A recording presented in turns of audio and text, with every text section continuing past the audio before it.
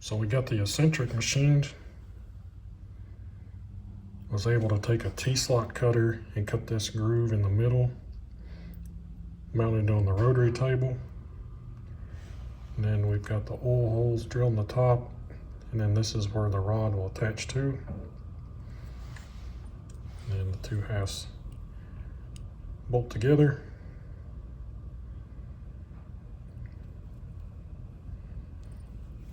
So this rides on the eccentric hub, which is made from this piece of 3/4 cold rolled steel. So I've squared up both ends, and then I've marked it with Dicom so we can make some layout lines on it. So we need to cut a 6/24 diameter, and then offset from that 100 thousandths is going to be a 17/32 diameter. So I wasn't sure if I could start in the center on this 3/4 inch piece. So I did a quick drawing here. So we've got our 6/24 circle. So half of that's going to be 312. And then we're 100 thousandths offset from that. We've got a 17/32 circle, which is 266. So if we start in the center of this, from the center to the outside of this 17/32 circle, we need 100 plus 266. So we need 366 thousandths. So if we start with the 750 piece, half of that would be 375. So we've got enough material to start in the center to make this piece. So what I've done is I've set the height gauge to the top of this and then took half of the 750 so that I can make a mark. And I'm going to mark both sides just so I've got them.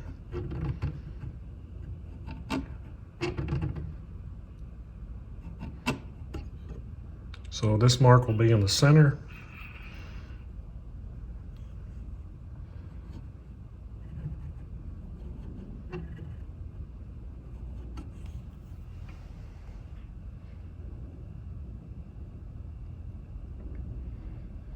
So now what I'll do is set that up with a square.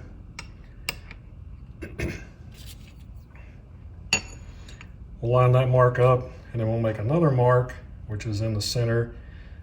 And then we'll make another mark, which is 100 thousandths above that.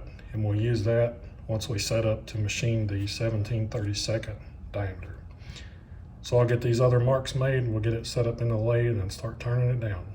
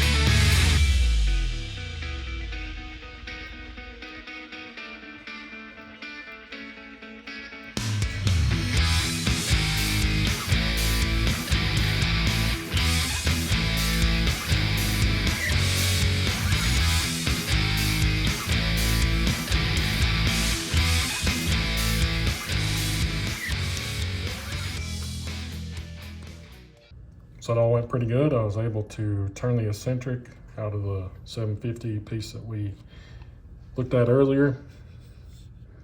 And then I was able to put it in the 4-jaw chuck and offset it. And then once I drilled and reamed this hole in there, I could mount it on an arbor and then machine this OD here. So I've got it mounted on the crankshaft, and you can see how it works. So as the crankshaft turns, it moves the eccentric up and down, which moves the valve up and down.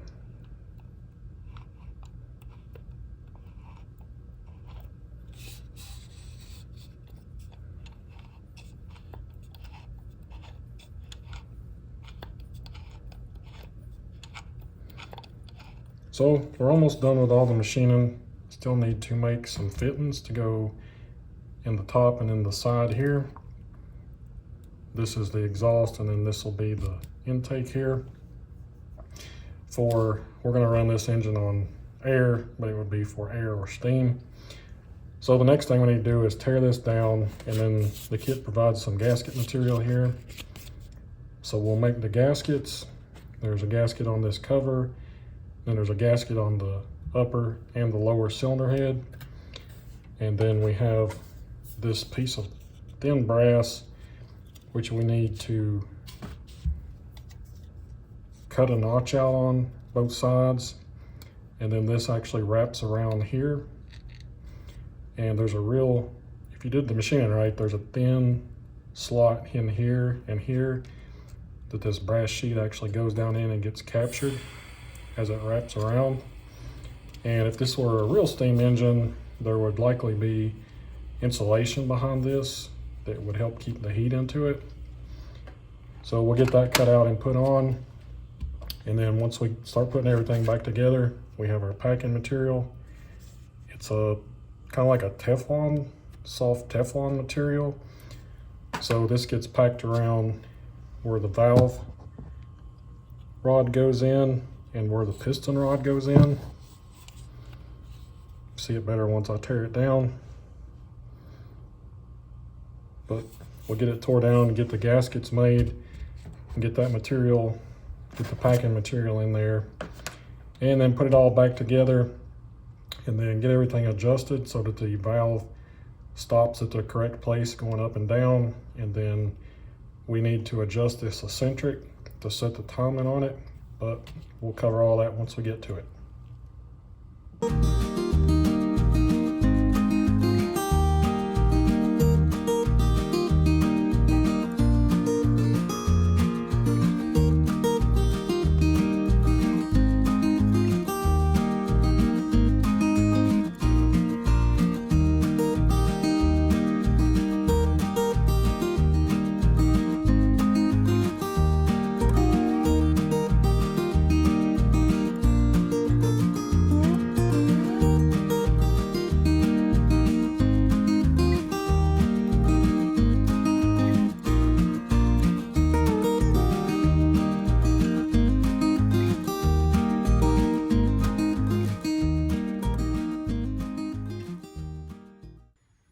Okay, so we got the gaskets finished up for the upper cylinder head and the lower cylinder head and the valve chest. I got it all took back apart and put back together with the gaskets.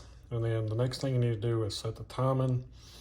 The first thing is to adjust this rod and this rod so that your valve moves roughly the same distance up and down when this goes up and down, when the eccentric moves up and down. So the eccentric at the top and at the bottom, you want the valve to move approximately the same amount in here.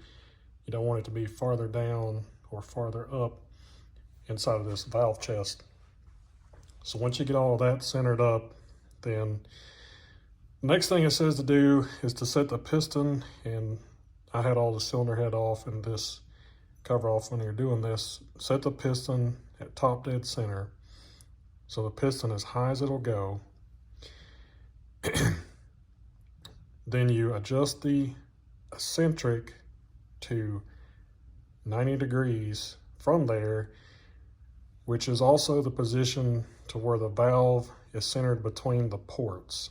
So move the eccentric until it's covering roughly the same amount of the port on the top and bottom. You can go a little farther one way or the other and you can see where the port is. So just center the valve up on the ports with the piston at top dead center.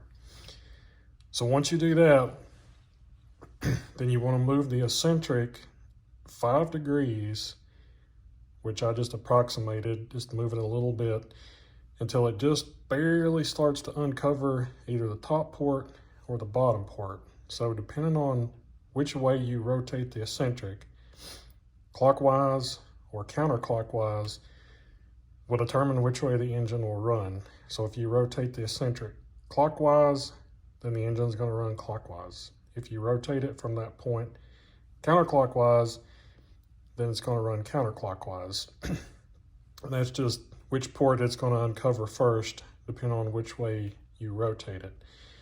And that's how some steam engines have a reversing gear. That's how a reversing gear would work. It would actually move that eccentric from that 90-degree point to 5 degrees one way or the other, and that would be able to reverse the engine. This engine doesn't have a reverser on it, but I set it to run counterclockwise. So I got it all put back together. We'll get all the timing set. Oiled everything up. There's oils here on the mains, and there's a little oil hole here in the end of this pin for the valve, and there's an oil hole in the eccentric, and I dropped a little bit of oil down in the cylinder. So I've got an air line hooked up to it, and I've got the regulator. I've got it turned down. We shouldn't need full pressure here to run it. So let's put some air to it and see what happens.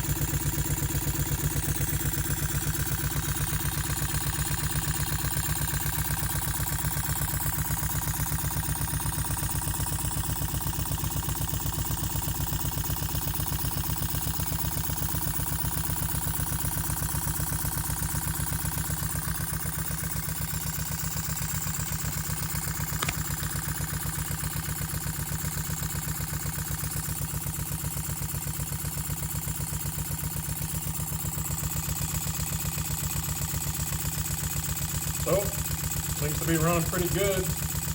We'll try to slow it down just a little bit. I'm sure it'll probably stall out. We'll see how slow it'll go.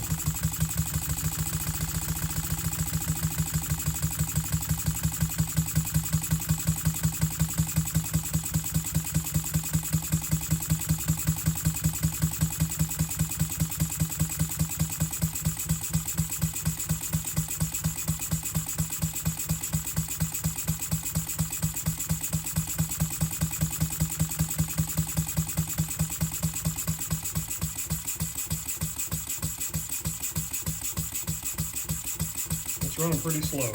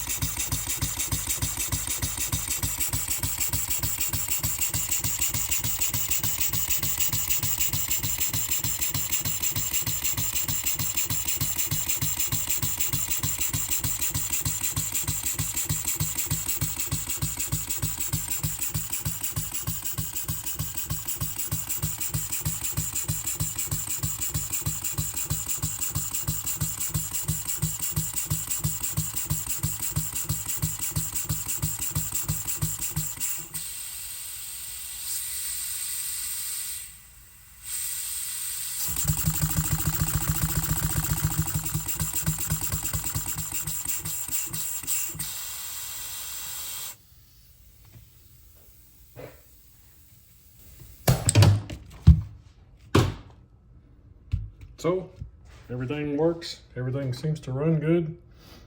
The next steps will be to tear it all down and to paint everything, but we're in the middle of winter here.